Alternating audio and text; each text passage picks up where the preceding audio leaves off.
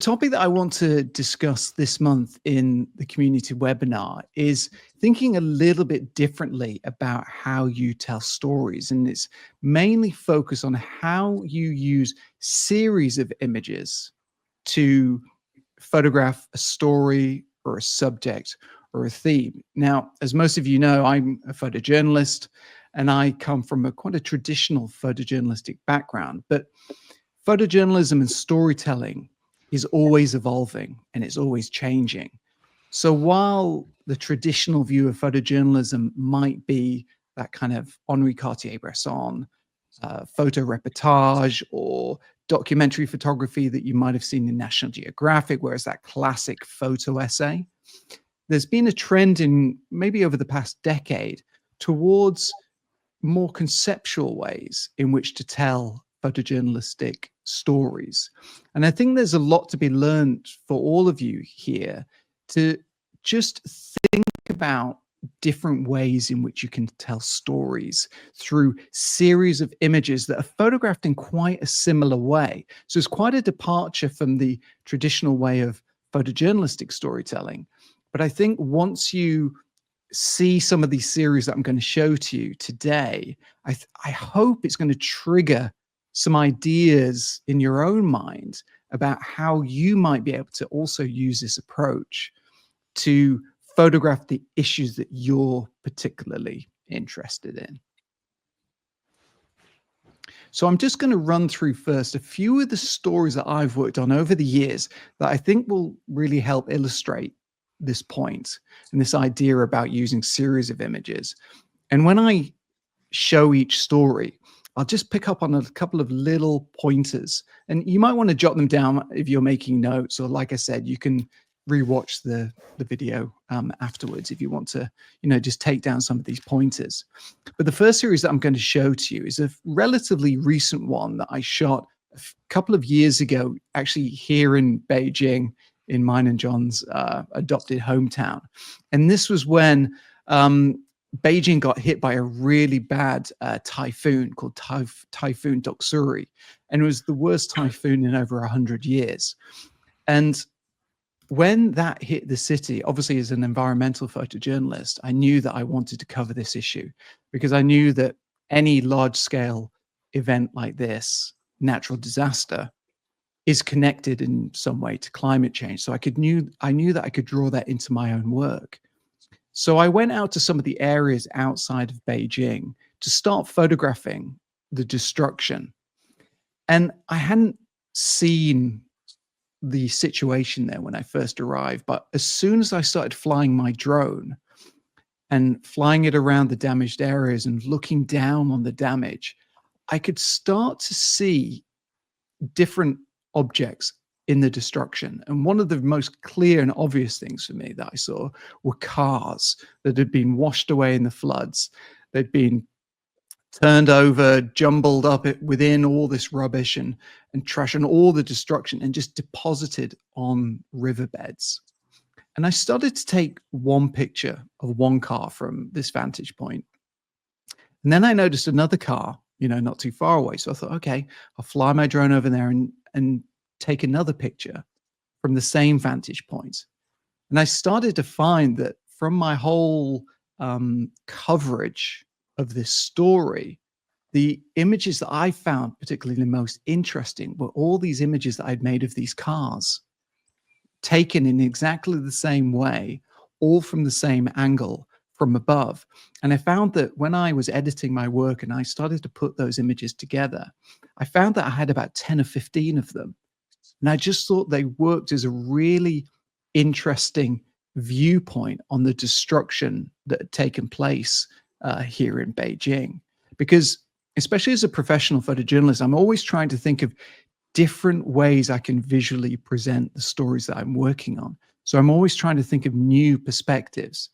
Because, like with amateur photography, professional photography has many good photographers all taking pictures of similar situations, similar ideas, similar stories. So you've always got to be trying to think creatively about how you can photograph something in a new way, because that's the way that you're going to be able to stand out and get your work noticed if you're thinking differently about how you can photograph something that might have been photographed by many other photographers or in many different places.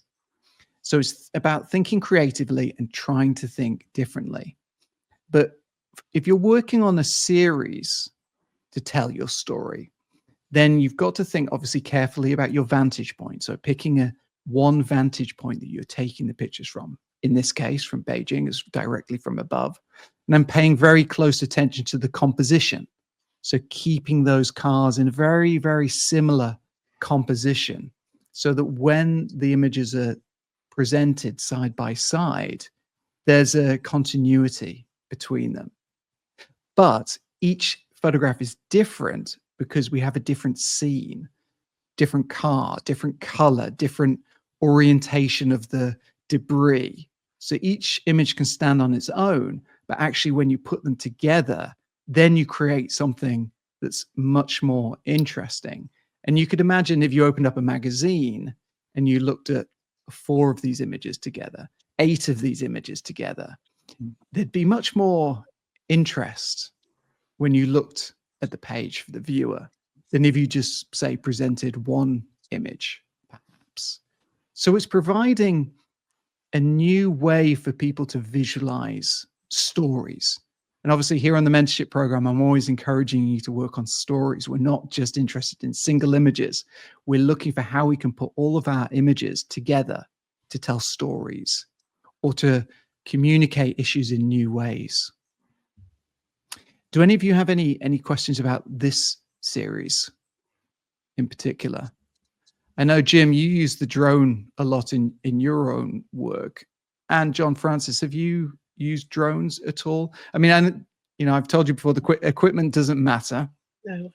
but it does provide you with more options for different viewpoints. And for my work in the environmental issues, which you've all seen, it gives me those options to view things in a different way. But again, it's a tool to give you more creativity. That's how I see it. Mm-hmm. Did you do any images from the ground? Sorry, Francis. Oh, sorry. I couldn't even tell who was talking, who was speaking. I have some lag. Yeah, I have a drone also.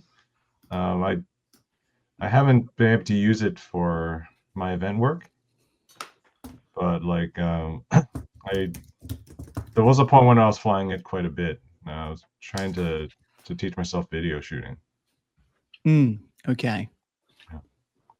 How about you, Jim? You obviously, we've looked at quite a lot of your drone work, and it gives you that, I suppose it gives you a lot of different freedom and creativity as well. Yeah, it does. I like the distance that you can create with the drone as well. So I think it gives a completely unique perspective on it. When you did these, Sean, did you take any images from the ground, or did you make a conscious decision that it was going to be all drones, or did you arrive at that decision after you tried imaging from the ground, or? Yeah, I decided pretty much as soon as I got there that the drone was going to be the main way to take the pictures, because actually access into the damaged areas was really difficult. There was a lot of obviously rescue operations going on, ambulance service, police, army as well. So I had to be careful in terms of actually physically walking into the disaster area to take pictures. So actually the drone allowed me to be outside the main disaster area, be safe, fly from a safe location. And then when I started to see the scenes emerge as I was looking through the viewfinder and starting to take pictures, then the idea started to come to me about photographing this series. And that's happened in a couple of different of the stories that I'm going to share with you. Is actually the idea for this series only came when I actually just got out and started shooting. It didn't actually occur to me before I started shooting. So sometimes ideas from series can just come in the moment. So you have to be open to the potential of what might come to you when you're out shooting.